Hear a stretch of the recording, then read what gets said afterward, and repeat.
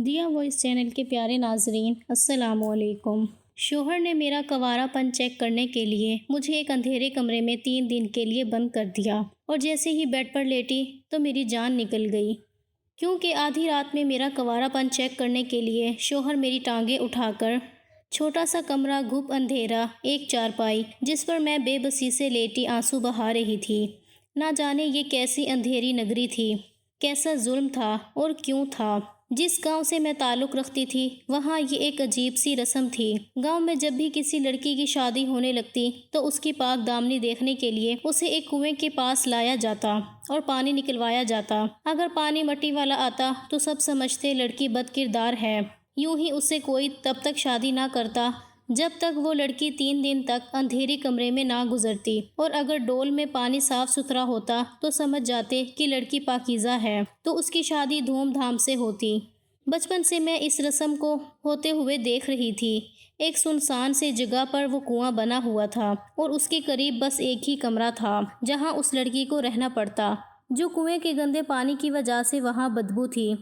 3 دن کھانے پینے کی تمام اشیاء وہاں رکھ دی جاتی تھیں۔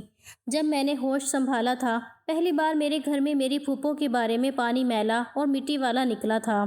سب نے پہلے تو میری پھوپھو کو خوب گالیاں ملامت کی، بد کرداری کا الزام لگایا۔ وہ بیچاری روتی رہی کہ اس نے ایسا کچھ نہیں کیا، لیکن کسی نے اس کی ایک نہیں سنی۔ سب کو اس کنویں کے پانی پر یقین تھا، کہتے تھے یہ کنواں پاک ہے، پاک عورت کے بارے میں سچ بتا دیتا ہے۔ مجھے یہ بات آج تک سمجھ نہیں آئی تھی، لیکن میری پھوپھو کو اس میں بند کر دیا گیا، باہر سے تالا لگا دیا گیا کہ ان 3 دنوں میں وہ پاک ہو جائے گی۔ وہاں ایک جائے نماز رکھا جاتا کہ ان 3 دنوں میں وہ وہاں رہے تاکہ اس کے بعد اللہ سے اپنے گناہ کی توبہ کرے، تاکہ بد کرداری معاف ہو جائے اور اس کا دامن پاک ہو جائے۔ 3 دن بعد جب میری پھوپھو کمرے سے باہر نکلتی تو اس کی رنگت پیلی پڑ چکی تھی۔ وہ ٹھیک سے چل بھی نہیں پا رہی تھی، لیکن چپ تھی، ایک لفظ بھی اس کی زبان پر نہیں تھا۔ اسے دوبارہ کنویں کے پاس لایا گیا اور پانی کا ڈول بھروایا گیا۔ پانی اس بار صاف تھا۔ پھر اس کی شادی کی تاریخ رکھ دی گئی، لیکن شادی سے چند ماہ پہلے ہی وہ مر گئی تھیں۔ مرتے وقت اس کا چہرہ بالکل نیلا سا تھا۔ سب کہہ رہے تھے اس نے زہر کھا لیا ہے۔ میں اس وقت 9 برس کی تھی۔ مجھے اپنی پھوپھو سے بہت محبت تھی۔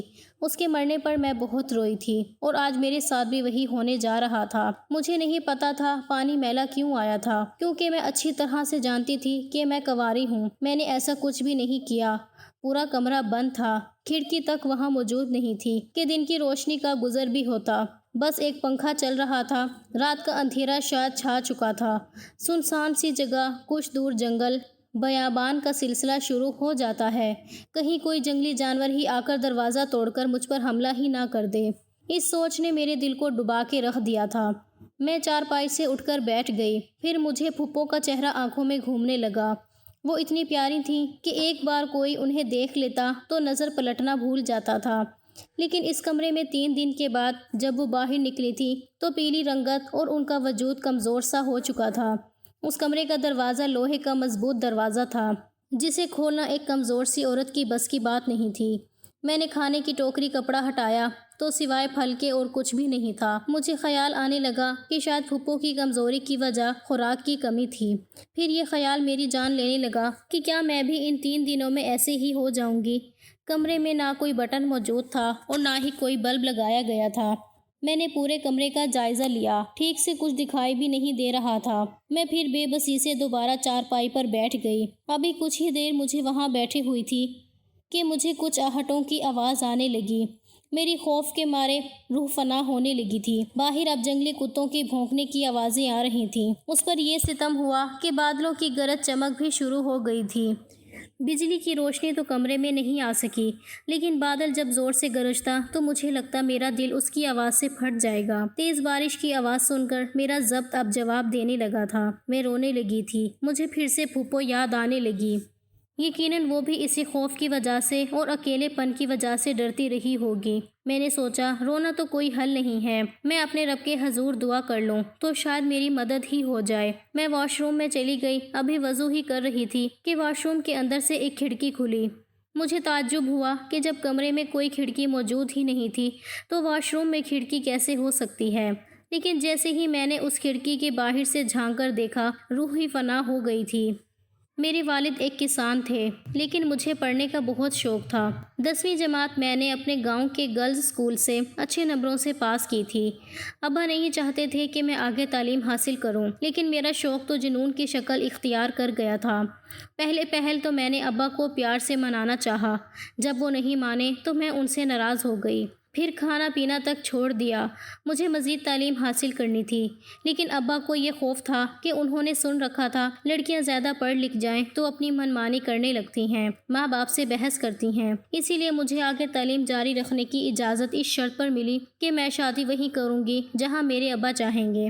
مجھے صرف تعلیم حاصل کرنے کا شوق تھا، اس لیے میں نے ابا کی شرط کو بخوشی قبول کر لیا۔ چونکہ کوئی کالج نہیں تھا، اس لیے میں شہر کے ہاسٹل میں رہتی تھی۔ 15 دن بعد گاؤں آتی تھی۔ 14 جماعتیں پاس کرتے ہی میں جیسے ہی گاؤں گئی، ابا نے میری شادی کا فیصلہ آنن فانن سے کر دیا۔ کہنے لگے، ثنا 1 ہفتے بعد تمہاری شادی ہے۔ میں نے اپنا وعدہ نبھایا ہے، تمہیں تعلیم دلوا کر تم اب اپنا وعدہ نبھاؤ۔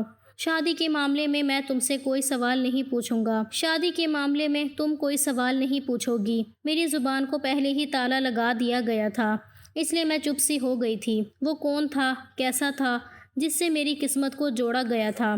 مجھے کچھ بھی پوچھنے کا اختیار نہیں تھا، اس لیے میں نے چپ سادھ لی۔ پھر میرے دل میں کوئی نہیں تھا، اسی لیے جو میرے ابا کی پسند تھی مجھے دل سے قبول تھی۔ میں جانتی تھی کہ میرے منہ سے نکلا ایک بھی لفظ میرے خاندان کی چمک گوئیاں کا سبب بن جائے گی کہ بیٹی نے 4 جماعتیں کیا پڑھیں، والدین کے سامنے زبان چلانے لگی ہے۔ اسی لیے میں نے کچھ نہیں پوچھا، لیکن ابا کی حالت دیکھ کر مجھے کچھ تشویش سی ہونے لگی تھی۔ وہ گھبرائے ہوئے سے تھے، مجھے دیکھ کر آنکھوں میں نمی آنے لگتی۔ انہیں دیکھتی تو اپنی آنکھیں رگڑنے لگتی، بار بار میرے سر پر ہاتھ رکھ کر کہتے، اللہ تجھے برے نصیبوں سے بچائے۔ کبھی بے اختیار مجھے اپنے ساتھ لگا لیتے۔ شاید میں 4 بھائیوں کے بعد ہوئی تھی اور میرے بعد ان کی کوئی اور بیٹی بھی نہیں تھی، اس لیے زیادہ اداس ہو رہے تھے۔ جیسے جیسے میری شادی کے دن قریب آنے لگے، میرے ابا کی بدحواسی اور بڑھنے لگی تھی۔ وجہ کیا تھی میں نہیں جانتی تھی، لیکن شادی سے 2 دن پہلے میری اماں میرے کمرے میں آئیں۔ جو سوال انہوں نے مجھ سے پوچھا میں سن کر سرزد رہ گئی تھی۔ اماں کہنے لگی کہ ثنا، کل تمہیں پاک کنویں میں لے کر جانا ہے۔ دیکھ تو 4 سال شہر کے ہاسٹل میں رہی ہے، کالج میں پڑھتی رہی ہے، مجھے بتا دے کہ اپنے ابا کی عزت کا جنازہ تو نہیں نکال دیا۔ کل سب کے سامنے تیری پاک دامنی کا امتحان ہے، اگر کچھ بھی غلط ہوا تو تیرے ابا تو جیتے جی مر جائیں گے۔ یہ کہہ کر اماں رونے لگی۔ میں نے کہا، اماں ایسا کچھ نہیں ہے، میں تو نقاب میں رہتی تھی، میں نے کچھ بھی نہیں کیا کہ ابا کی عزت پر اف بھی آ جائے۔ میری بات پر اماں کچھ مطمئن سی ہو گئی تھی۔ 14 جماعتیں پڑھنے کے بعد بھی اس کنویں کی کہانی میری سمجھ سے باہر تھی۔ آخر ایسا کیسے ہو سکتا ہے کہ ایک کنویں سے کسی لڑکی کے کردار کا اندازہ لگایا جا سکے؟ کنویں کا پانی میلا ہونا عام سی بات ہے، مٹی کی وجہ سے پانی ایسا ہو سکتا ہے۔ کبھی مٹی کی سطح بالکل پانی کی تہہ میں بیٹھ جائے تو صاف ہوتا ہے، پھر اس سے کسی لڑکی کے بد کردار اور اعلیٰ کردار ہونے کا کیسے اندازہ لگایا جا سکتا ہے؟ بہرحال میں مطمئن تھی، کیونکہ اپنے کردار کی پاکیزگی کو مجھ سے بہتر کون جان سکتا تھا۔ لیکن میرے ہوش اس وقت اڑے جب کنویں کی مٹی والے رنگ کے پانی نے مجھے پاک دامن ہوتے ہوئے بھی بد کردار ہونے کا ثبوت ٹھہرا دیا تھا۔ میں بری طرح سے دنگ رہ گئی تھی، بدحواس سی ہو گئی تھی۔ میں نے سب سے بہت کہا کہ یہ کنواں جھوٹا ہے، میں نے کبھی بھی کچھ نہیں کیا جو میرے باپ کی ذلت کا سبب بنے۔ اگر آپ لوگوں کو یقین نہیں تو بے شک میرا میڈیکل چیک اپ کروا کر دیکھ لیں، اب تو ترقی ہو چکی ہے۔ خدا را اس بے بنیادی سی رقم پر یقین کر کے بے گناہ لڑکیوں کو اس سنسان ویرانے میں بند نہ کیا جائے۔ لیکن میری کسی نے ایک نہ سنی۔ ابا تو کسی بے جان مجسمے کی طرح یوں بیٹھ گئے جیسے میں نے کوئی گناہ کیا ہو۔ مجھ پر لوگوں نے بہت تہمتیں لگائی۔ ابا سے میرے بارے میں کہنے لگے، دیکھ لے اشرف، تجھے کہا بھی تھا کہ بیٹی کو شہر پڑھنے نہ بھیج، دیکھ کیسی خاک اڑائی ہے تیری بیٹی نے تیرے سر پر۔ میں ابا کے سامنے بیٹھ کر روتی رہی، بلبلاتی رہی کہ ابا میں نے ایسا کچھ نہیں کیا ہے، بے شک میرا میڈیکل چیک اپ کروا لیا جائے۔ لیکن سب لوگوں کو اس کنویں کی سچائی پر یقین تھا جس کے جھوٹے ہونے کی میں قسم کھا سکتی تھی۔ بھلا اپنے کردار کے بارے میں مجھ سے بہتر اور کون جان سکتا تھا؟ مجھے کمرے میں بند کر دیا گیا۔ واش روم کی کھڑکی پر ایک مردانہ ہاتھ دیکھ کر میری روح فنا ہو گئی تھی۔ میں جلدی سے واش روم سے باہر نکل گئی اور واش روم کا دروازہ بند کر کے کنڈی لگا دی۔ پھر سوچنے لگی کہ یہ کیا ماجرا تھا۔ ایک سنسان بیابان جگہ پر ایک واحد کمرہ ہی تھا، آگے پیچھے کچھ بھی نہیں تھا۔ پھر جب کمرے میں کوئی کھڑکی موجود ہی نہیں تھی اور بظاہر دیکھنے پر واش روم میں بھی کوئی کھڑکی نظر نہیں آتی تھی، پھر یہ کھڑکی کہاں سے آ گئی اور ایک مردانہ ہاتھ۔ کچھ ہی دیر بعد جب واش روم کے اندر سے دروازے پر دستک ہوئی تو میرا کلیجہ پھٹ جانے کو تھا۔ میں اس قدر خوف زدہ تھی کہ جیسے خوف کے مارے ہی مر جاؤں گی۔ واش روم کا دروازہ بھی لوہے کا تھا، بہت زور زور سے دھڑدھڑایا گیا، لیکن میں خوف کے مارے ایک کونے میں چھپ کر بیٹھی رہی۔ دروازہ نہیں کھولا، کسی کی آواز سنائی نہیں دی گئی تھی، بس دروازہ ہی کھٹکھٹاتا رہا۔ پھر کچھ دیر بعد خاموشی ہو گئی۔ نہ جانے روتے روتے کب میری آنکھ لگ گئی۔ صبح اٹھ کر بھی جب مجھے رات کا خیال آتا تو مجھے ڈر لگنے لگا۔ پورا دن میں خوف کی حالت میں گزارا تھا۔ بھوک کی وجہ سے جب میں بے حال ہونے لگی تو میں نے کمرے میں موجودہ پھل کھانے شروع کر دیے۔ رات کو پھر سے دروازہ بجنے لگا، لیکن میں نے دروازہ نہیں کھولا۔ اس سے اگلی صبح میں یہ سوچ چکی تھی کہ واش روم کا اچھے سے جائزہ لوں گی۔ میں نے دن میں واش روم کا جائزہ لیا جہاں سے کھڑکی کھلی تھی۔ وہ دن میں دیکھنے میں دیوار جیسی ہی تھی۔ میں نے جب اس پر ہاتھ پھیرا تو وہ صرف دیکھنے میں دیوار جیسی تھی، لیکن وہ جگہ لکڑی کی بنی ہوئی تھی۔ میں نے اسے باہر کی جانب دھکیلنا شروع کیا۔ کچھ زور لگانے پر وہ کھڑکی کھل گئی تھی۔ میں نے اندر جھانک کر دیکھا تو ایک پتلی سی بند گلی تھی جس کی چھت بند تھی اور گلی میں بھی اندھیرا سا تھا۔ مجھے تو خوف بہت محسوس ہو رہا تھا، لیکن میں اس کھڑکی کے ذریعے سے اس گلی میں اتر گئی۔ مجھے امید سی ہوئی کہ شاید میں یہاں سے نکل سکوں۔ وہ گلی اتنی تنگ تھی کہ صرف 2 افراد بامشکل گزر سکتے تھے۔ میں ڈرتے ڈرتے آگے بڑھنے لگی۔ جیسے جیسے میں آگے بڑھ رہی تھی اس گلی میں روشنی سی ہونے لگی تھی۔ گلی کی چھت پر گول سوراخ موجود تھا جس سے سورج کی روشنی اندر داخل ہو رہی تھی۔ میں چلتی چلی جا رہی تھی۔ سامنے ایک دیوار تھی جس سے راستہ بند ہو چکا تھا۔ چل چل کر میں تھک چکی تھی۔ راستہ کافی لمبا تھا۔ سامنے دیوار دیکھ کر میرا جی چاہا پھوٹ پھوٹ کر رو دوں۔ میری ساری محنت رائے گاں گئی تھی، لیکن جیسے ہی میری نظر اوپر کی جانب پڑی میرا دل خوشی سے جھوم اٹھا تھا۔ اوپر ایک لوہے کا ڈھکن تھا جیسے عموماً سڑکوں پر گٹر کا بنا ہوتا ہے۔ وہاں پائپ کے ذریعے اوپر چڑھی اور وہ لوہے کا ڈھکن باہر کی جانب دھکیلا۔ جب میں باہر نکلی تو سامنے جو شخص نظر آیا اسے دیکھ کر تو میں دنگ سی رہ گئی تھی، کیونکہ وہ ہمارے گاؤں کا چودھری تھا۔ وہ بہت رحم دل شخص تھا، گاؤں والوں کی مدد کرتا رہتا تھا، یہاں تک کہ گاؤں کے گھروں میں جا کر ضرورت مند لوگوں کو چپ چاپ پیسے پکڑا جاتا تھا۔ کسی لڑکی کی شادی ہوتی تو وہ خرچہ اپنے ذمہ لے لیتا تھا، کہتا تھا یہ سب میری بیٹیاں ہیں۔ اسی لیے گاؤں کی کوئی بھی لڑکی اس سے پردہ نہیں کرتی تھی، کیونکہ وہ ہمارے باپ کی عمر سے بھی بڑا تھا، پھر ہمارے سروں پر باپ کی طرح پیار دیتا تھا۔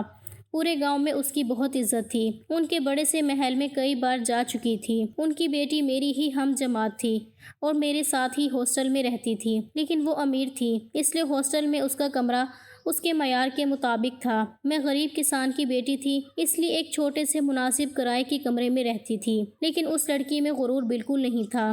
جب بھی مجھے گاؤں جانا ہوتا تب وہ بھی اپنی گاڑی میں بیٹھ کر گاؤں جانے لگتی تو مجھ سے کہتی ثنا ساتھ ہی چلو، گاؤں پہنچ کر میں تمہیں تمہارے گھر تک پہنچا دوں گی، لیکن میں منع کر دیتی کہ مجھے ابا لینے آئیں گے، انہی کے ساتھ جاؤں گی۔ میری بات سن کر وہ چودھری صاحب کہتے کہ بیٹا تم میرے ساتھ چلو، میں اشرف سے کہہ دوں گا کہ تم میرے ساتھ آئی ہو۔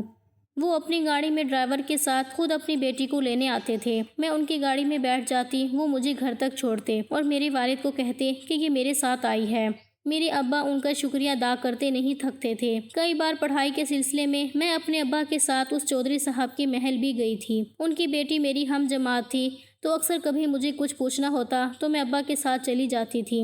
آج وہ لوہے کا ڈھکن اٹھا کر ان کے محل کا پچھلا حصہ دیکھ کر میرا دل خوشی سے باغ باغ ہوا تھا۔ میں اپنے مسیحا کے پاس پہنچ گئی تھی۔ یقیناً وہ میری مدد ضرور کریں گے، جس قدر وہ نرم خوش گفتار تھے، میری بات کو سمجھنے کی کوشش کریں گے۔ اس سے پہلے کہ میں بھاگ کر اگلے حصے میں جاتی، ایک دم میرے پیر وہیں جم گئے تھے۔ میرے دماغ نے مجھے بر وقت روکا تھا۔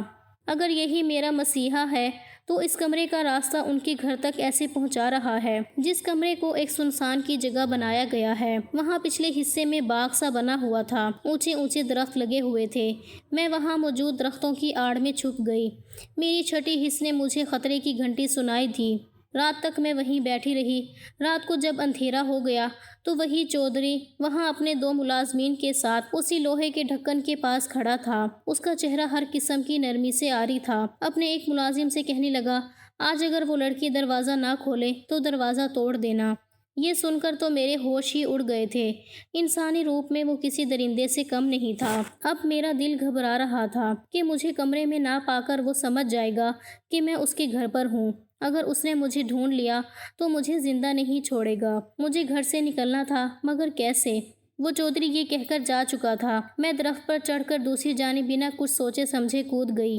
دوسری جانب نرم گیلی مٹی کا ڈھیر تھا، اسی لیے مجھے چوٹ نہیں آئی تھی۔ میں اندھا دھند بھاگ رہی تھی۔ میں نہیں جانتی تھی کہ میرا انجام کیا ہوگا، لیکن مجھے بس اپنی عزت بچانی تھی۔ گاؤں والوں کے سامنے اس پاک کنویں کی اصلیت کھولنی تھی، جس سے لوگوں کے عقائد غلط جانب پختہ ہو رہے تھے۔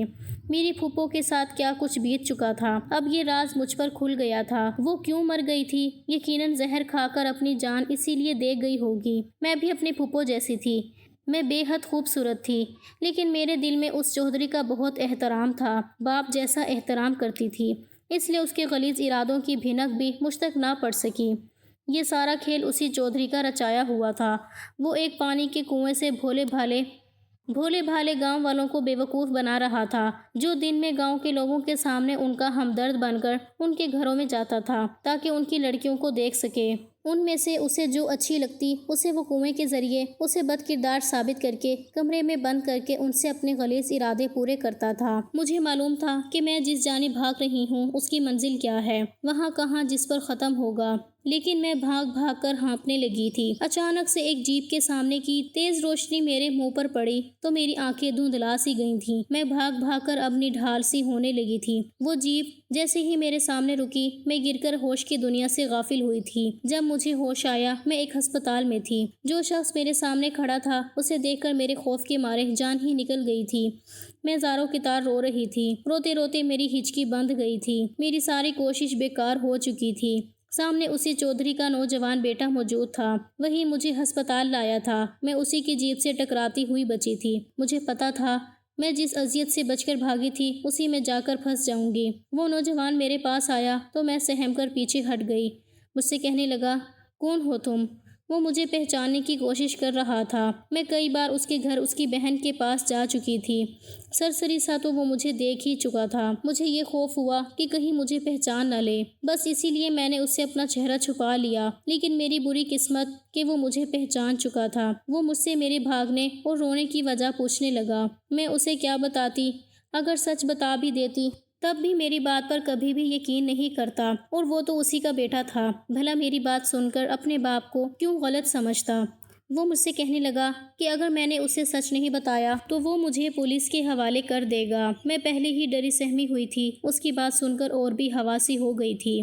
میں نے سوچا کہ موت تو ویسے بھی میرے چاروں طرف منڈلا رہی ہے، تو بہتر ہے کہ سچ کہہ کر مر جاؤں۔ میرے ذہن میں آنے لگا کہ پھوپھو نے بھی اسی لیے زہر کھایا ہوگا، کیونکہ جانتی تھی کہ اس راستے کی کوئی راہ نہیں ہے۔ میں نے اس نوجوان کو ساری سچائی بتا دی۔ اپنے باپ کا نام سن کر اس کا چہرہ سرخ ہو گیا۔ اس نے مجھے بازو سے پکڑا اور کھینچتے ہوئے ہسپتال سے باہر اپنی گاڑی میں لے جا کر بٹھا دیا۔ میں جان گئی تھی کہ مجھے اللہ کے علاوہ کوئی بھی نہیں بچا سکتا۔ وہ بڑی تیزی سے گاڑی چلاتے ہوئے مجھے گاؤں لے جا رہا تھا۔ میں اس کی منت سماجت کرنے لگی کہ میری جان بخش دو، لیکن گاڑی جہاں کھڑی ہوئی تھی وہ دیکھ کر میری جان فنا ہو گئی تھی۔ کچھ ہی دیر میں چودھری کو پولیس پکڑ کر لے جا چکی تھی۔ اس کنویں کی حقیقت سارا گاؤں جان چکا تھا۔ مجھ پر یہ راز اس دن کھلا کہ چودھری کا بیٹا پولیس میں ہے۔ جب اس کی گاڑی پولیس کے سامنے کھڑی ہوئی دیکھی، مجھے لگا وہ مجھے پولیس کے حوالے کر دے گا، اپنے باپ پر جھوٹا الزام لگا کر جرم مجھ پر ثابت کر دے گا۔ لیکن جب میں اس کی ہمراہی میں پولیس اسٹیشن کے اندر داخل ہوئی، بہت سے پولیس اہلکار اسے سیلوٹ کرنے لگے، سر کہنے لگے۔ وہ مجھے اپنے آفس میں لے گیا، سارے بیان تحریری طور پر لکھوایا گیا۔ پھر مجھ سے کہنے لگا کہ اگر تم سچی ہو تو میں تمہارا ساتھ ضرور دوں گا۔ میں نے کہا کہ تم اپنے باپ کے خلاف کیسے چل سکتے ہو؟ وہ کہنے لگا، وہ میرا سگا باپ نہیں ہے، میری ماں سے اس نے زبردستی شادی کی تھی۔ میرے سگے باپ سے میری ماں کو زبردستی طلاق دلوا کر اس نے میری ماں سے نکاح کیا تھا، کیونکہ میری ماں بہت خوبصورت تھی۔ اس وقت میں چھوٹا تھا، اس لیے کچھ نہیں کر سکا۔ یہ شخص خوبصورت عورت کو دیکھ کر پاگل سا ہو جاتا ہے۔ میں پہلے ہی ایسے کسی موقع کی تلاش میں تھا کہ اسے بے نقاب کر سکوں۔ کمرے کا راز بھی کھل چکا تھا۔ میں آزاد باعزت اپنے باپ کے گھر پر موجود تھی۔ میں نے ہمت نہیں ہاری تھی۔ اپنی عزت کو بچانے کی کوشش میں وہ سب کیا جو مجھ سے ہو سکا۔ اس لیے اللہ نے میری ہر قدم پر حفاظت بھی کی تھی۔ میری وجہ سے آج ایک رسم ٹوٹی تھی۔ اب کسی لڑکی کے کردار کی پرکھ کسی کنویں کے پانی سے نہیں لی جائے گی۔ میں بہت خوش تھی۔ میرے ابا مجھ پر بہت فخر محسوس کرنے لگے تھے۔ سر اٹھا کر گاؤں میں چلتے تھے۔ کہتے ہیں میری ثنا کو دیکھو، کنویں کی سچائی جان گئی۔ بہت سے لوگوں نے اپنی بیٹیوں کو تعلیم دلوانے کا فیصلہ مجھے دیکھ کر لیا تھا۔ یہ میری خوش نصیبی تھی۔ آج کی ویڈیو کہانی آپ کو کیسی لگی؟ کومنٹ کر کے ضرور بتائیے گا، اور ویڈیو اچھی لگی ہے تو لائک شیئر ضرور کیجیے گا اور ہمارے چینل کو سبسکرائب کریں۔